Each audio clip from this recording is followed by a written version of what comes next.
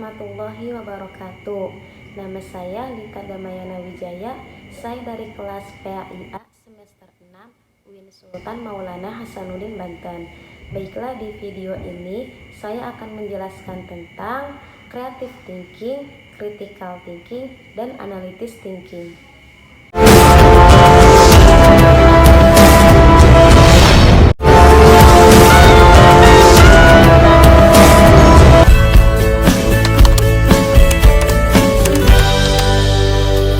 Creative thinking. Creative thinking atau berpikir kreatif adalah kemampuan berpikir yang dimiliki individu dan dapat mengarahkan individu tersebut pada pemikiran yang penuh dengan kreativitas, sehingga dirinya mampu menciptakan sesuatu yang baru dan karya unik yang berbeda dari karya-karya sebelumnya. Berpikir merupakan proses kognitif yang tidak dapat dilihat secara fisik karena merupakan aktivitas mental seseorang. Berpikir adalah suatu keaktifan pribadi manusia yang mengakibatkan penemuan terarah kepada suatu tujuan. Berpikir kreatif pada dasarnya terkait dengan pemecahan sebuah masalah. Munandar mengemukakan bahwa berpikir kreatif adalah kemampuan berdasarkan data atau informasi yang tersedia, menemukan banyak kemungkinan jawaban terhadap suatu masalah, di mana penekanannya adalah kuantitas, ketepatgunaan, dan keragaman jawaban.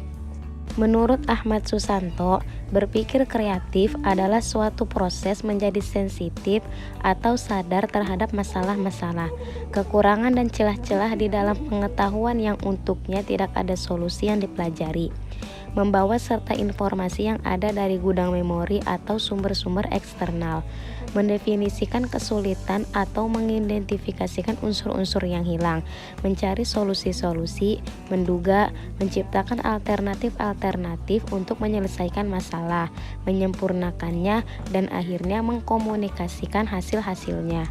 Husamah juga mengungkapkan bahwa berpikir kreatif adalah suatu kegiatan mental yang menyelesaikan persoalan, mengajukan metode, gagasan, atau memberikan pandangan baru terhadap suatu persoalan atau gagasan lama. Adapun komponen-komponen dalam berpikir kreatif menurut Alpino dalam Sumarno adalah yang pertama yaitu self-efficacy, yaitu kemampuan dan kemandirian dalam mengontrol diri, berani menghadapi masalah, optimis, percaya diri, masalah sebagai tantangan dan peluang.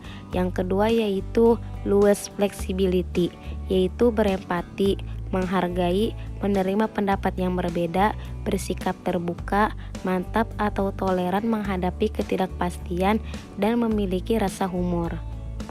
Yang ketiga yaitu kemahiran kepakaran, yaitu bekerja secara esak, teliti, tepat dan tuntas, punya misi dan tujuan yang jelas, selalu melakukan pengujian terhadap kegiatan yang dilakukan. Yang keempat yaitu kesadaran, yaitu melakukan kegiatan secara sadar, berpikir memberikan alasan rasional terhadap kegiatan yang dilakukannya. Yang kelima rasa ketergantungan, yaitu saling memberi dan menerima keterkaitan konflik sebagai sesuatu yang berguna.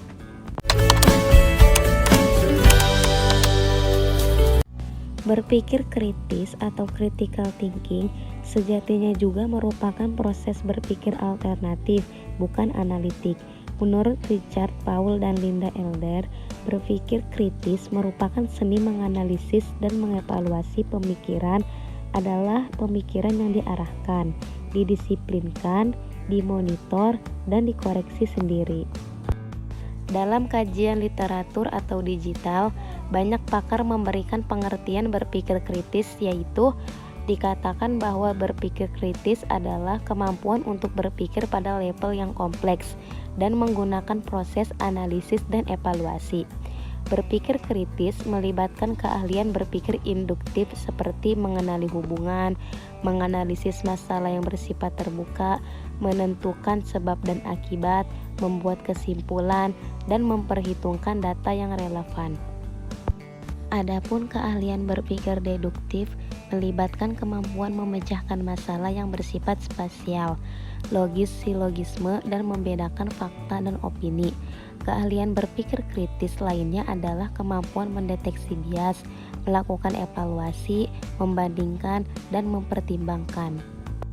Ditinjau dari tingkat kesulitan dan kerumitannya, kemampuan berpikir dibagi menjadi dua kelompok, yaitu kemampuan berpikir dasar dan kemampuan berpikir kompleks. Berpikir dasar adalah proses berpikir yang hanya melibatkan kemampuan siswa menerima dan mengucapkan kembali fakta-fakta atau menghafal suatu rumusan dengan cara melakukan pengulangan secara terus-menerus. Sedangkan berpikir kompleks adalah proses berpikir yang mengharuskan siswa untuk memanipulasi informasi dan ide-ide dalam cara tertentu yang memberikan pengertian dan implikasi baru. Berpikir kritis sebagai cognitive skill, di dalamnya terdapat kegiatan interpretasi, analisis, evaluasi, inferensi, penjelasan, serta pengelolaan diri. Yang pertama yaitu interpretasi adalah kemampuan untuk memahami dan menjelaskan pengertian dari situasi, pengalaman, kejadian, data, keputusan, kepercayaan, aturan, prosedur, dan kriteria. Yang kedua yaitu analisis adalah mengidentifikasi hubungan dari beberapa pertanyaan, konsep, deskripsi, dan berbagai model yang dipergunakan untuk merefleksikan pemikiran, pandangan, kepercayaan, keputusan, alasan, informasi, dan opini, mengevaluasi ide dan pendapat orang lain, mendeteksi argumen, dan menganalisis argumen merupakan bagian dari analisis. Yang ketiga, evaluasi adalah kemampuan untuk menguji kebenaran pernyataan yang digunakan untuk menyampaikan pemikiran, persepsi, pandangan, keputusan, alasan, serta opini. Yang keempat, inferensi adalah kemampuan untuk mengidentifikasi dan memilih elemen yang dibutuhkan untuk menyusun simpulan yang memiliki alasan untuk menduga dan mendiagnosis untuk mempertimbangkan informasi apa saja yang dibutuhkan dan untuk memutuskan konsekuensi yang harus diambil dari data, informasi, pernyataan, kejadian, prinsip, opini, konsep, dan lain sebagainya. Yang kelima, kemampuan menjelaskan adalah kemampuan menyatakan hasil pemikiran, penjelasan alasan berdasarkan pertimbangan bukti, konsep metodologi, kriteriologi, dan konteks. Dan yang keenam yaitu self-regulation adalah kemampuan seseorang untuk mengatur sendiri dalam berpikir. Norris dan Ennis mengungkapkan satu set tahapan yang termasuk proses berpikir kritis. Yang pertama yaitu mengklarifikasi isu dengan mengajukan pertanyaan kritis. Yang kedua, mengumpulkan informasi tentang isu. Yang ketiga, mulai bernalar melalui sudut pandang. Yang keempat, mengumpulkan informasi dan melakukan analisis lebih lanjut jika diperlukan. Dan yang kelima yaitu membuat dan mengkomunikasikan keputusan.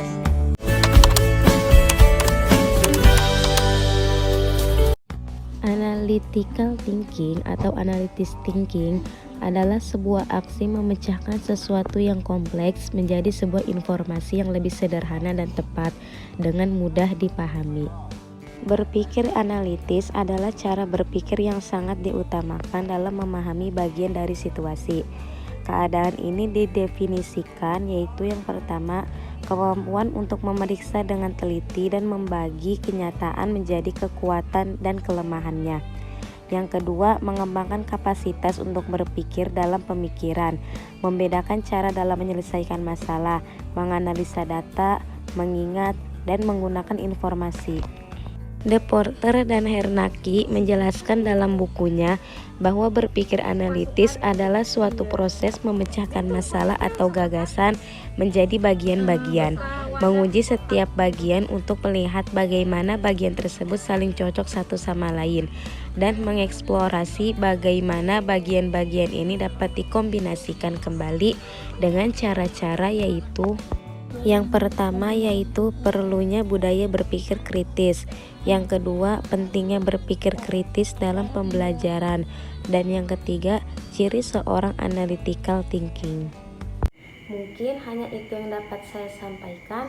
Kurang lebihnya saya mohon maaf. Wassalamualaikum warahmatullahi wabarakatuh.